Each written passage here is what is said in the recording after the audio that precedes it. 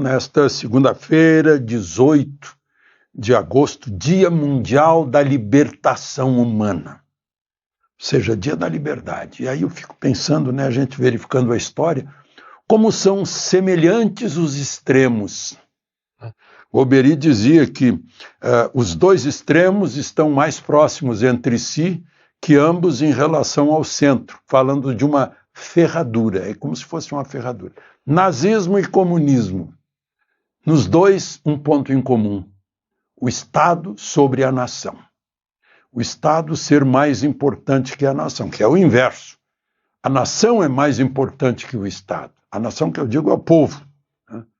O povo organizado forma um Estado para prestar-lhes serviços essenciais, serviços públicos. É assim que funciona. E aí, num dia como hoje, em 1966, começou a Revolução Cultural de Mao Tse-tung, fazendo uma limpeza cultural, política. Dizem que morreram 1 milhão de pessoas na China. Quem pensa diferente tem que pensar igual a gente. Quem pensa diferente é inimigo. Vocês conhecem esse catecismo, né?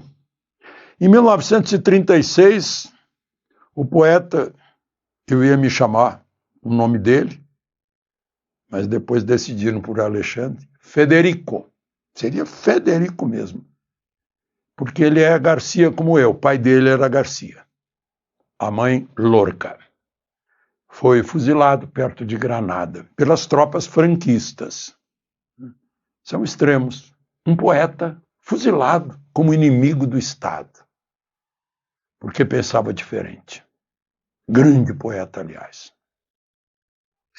Em 1958, um russo que se mudou para os Estados Unidos para pedir liberdade, publicava nos Estados Unidos, em 1958, Vladimir Nabokov.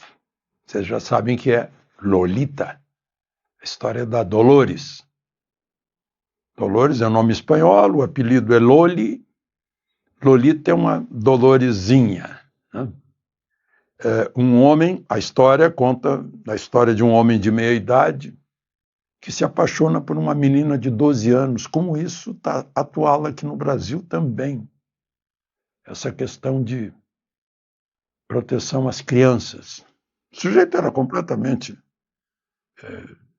tanto que matou por causa dela. O Nabokov, meio ainda com a cultura russa, soviética, né? Foi lançar o livro dele em Paris, em 1955, onde o livro depois foi proibido. E nos Estados Unidos, só mais tarde, como eu disse, em 1958. E virou um sucesso porque os intelectuais, críticos intelectuais, adoraram a história. Sabe lá se não era uma sublimação, um mecanismo de transferência freudiano, né? Vamos ver os fatos de hoje. Lembre-se de se inscrever e ao final de deixar o gostei ou não gostei.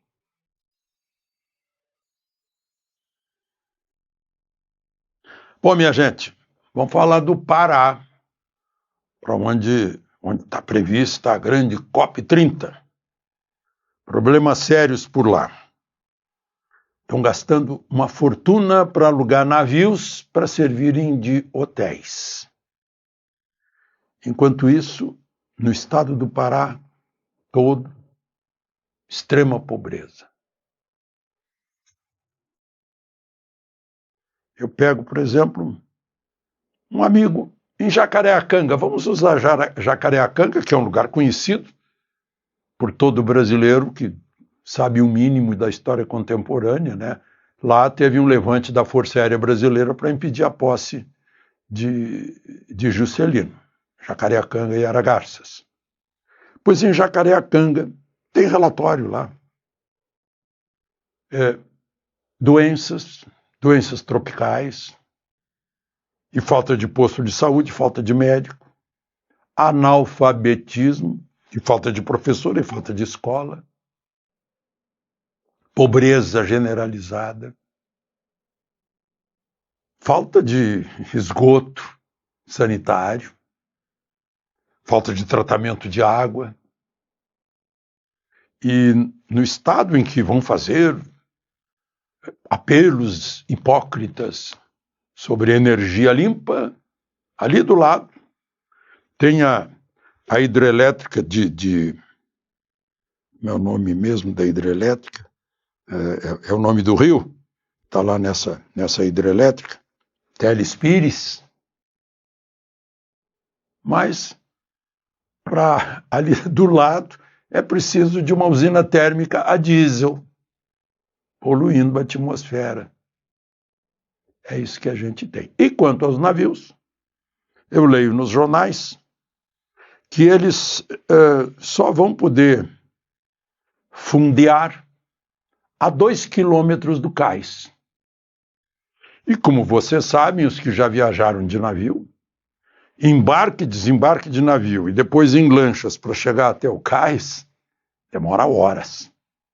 Eu fiz a conta de ida e volta aos locais do evento. As pessoas que ficarem hospedadas nos navios vão ter aí de 6 a 8 horas só para voltar para dormir. Por dia. A delegação brasileira reservou 50 quartos no hotel mais luxuoso da cidade, que a gente vai pagar, é claro. Fico pensando, né? Se esse dinheiro não vai fazer falta para Jacareacanga, por exemplo. É dinheiro dos pagadores de impostos brasileiros. Agora é interessante que o jornal noticia que os 2 navios vão ficar atracados a 2 quilômetros do cais. Gente, jornalismo não sabe o significado de atracar. Esse é o novo jornalismo. O navio atraca no cais, né? No meio do rio não pode ficar atracado. Ele lança ferros ou âncora. Fica lá.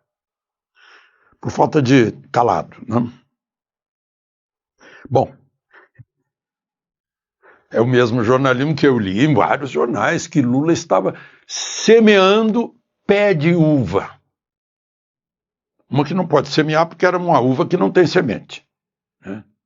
Ele estava plantando uma muda, parreira, de videira, e não pé de uva. Pé é a muleta de quem não tem vocabulário. Não é pé de goiaba, é goiabeira, não é pé de pera, é pereira, não é pé de laranja, é laranjeira, é tão fácil. Enfim, o pessoal é minimalista em vocabulário. Bom, já que estamos falando nisso, eu vi uma foto no jornal, falava de mulheres policiais, e mostravam uma foto que uma dessas policiais estava com calos aqui, de tanto fazer flexão. Flexão, apoio de frente sobre o solo é com a palma da mão, né? Não é aqui. Santa Mãe. Esse é o jornalismo que a gente tem hoje. Bom, vamos em frente. A Débora do Batom, que foi condenada por 4-1 na turma. Vejam só, ela foi condenada por 4 votos num tribunal de 11. Interessante, né? Bom, mas a defesa dela entrou com embargo de infringência. E Moraes decidiu que ela não faz jus ao embargo, não aceitou o recurso. Ela foi condenada a 14 anos de prisão por deterioração de patrimônio. O pessoal lavou o granito, ficou limpinho de novo, onde ela escreveu com batom. Escrever com batom num granito sem estragar o granito deu 14 anos. Isso é incompreensível para qualquer pessoa que tenha mais de um neurônio. E armada, para derrubar governo. A arma foi batom. Eu cheguei a tentar botar fogo em batom, porque disseram que o batom era explosivo. Pode ser explosivo em romances de amor. Meu Deus. Bom, mas pelo menos tem uma notícia que ela está em prisão domiciliar por causa dos filhos menores, desde março. Moraes disse no Washington Post, perguntado, disse que não vai recuar, que não passa pela cabeça dele, não tem ideia nenhuma de recuar nem 1 milímetro, mesmo com a Magnitsky. E aí, o ministro Dino, por sua vez, fez lá uma decisão, lá da história de Mariana ainda, do derrame lá de Mariana, que lei estrangeira não tem força no Brasil. Não, isso a gente sabe, que sempre que há um tratado, alguma coisa assim, tem que passar pela homologação, né, pela concordância do Senado Federal para ter força de lei aqui no Brasil. Mas só que só tem um probleminha, né? O sistema bancário brasileiro todo depende do sistema financeiro, informático, digital dos Estados Unidos. Não está aplicando aqui, mas vai aplicar lá, né? Então, diante disso, ele mandou avisar os bancos sobre isso. Então, os bancos estão entre a cruz e a espada. Se bloquearem, fecharem contas de Moraes, terão cometido um crime no Brasil, sei lá, contrariando a decisão de um ministro do Supremo, que não é lei, mas ele deve ter citado alguma lei. Mas se eles não bloquearem, terão cometido um crime contra a lei Magnitsky lá nos Estados Unidos. E lá nos Estados Unidos eles aplicam as sanções nos bancos daqui. O que será que os bancos vão fazer agora? É complicadíssima a situação dos bancos brasileiros diante dessa manifestação do ministro Dino, que eu não sei ainda, a questão isso tem que ser confirmado pela maioria do Supremo. Se há uma lei, né, existe lá uma lei sobre diretrizes da justiça, aplicando isso. É óbvio que uma lei estrangeira não tem validade aqui no Brasil, mas ela não é aplicada aqui no Brasil. Ela é aplicada nos bancos brasileiros lá nos Estados Unidos. Assim como o passaporte americano pertence ao governo dos Estados Unidos. O passaporte brasileiro pertence ao governo do Brasil. É o governo que dá um laissez-passer, né? Deixar e passar, né? Uma pessoa. E o governo americano pode dar ou não dar passaporte para quem visto para entrar lá, assim como o governo brasileiro. Em Brasília, Alexandre Garcia.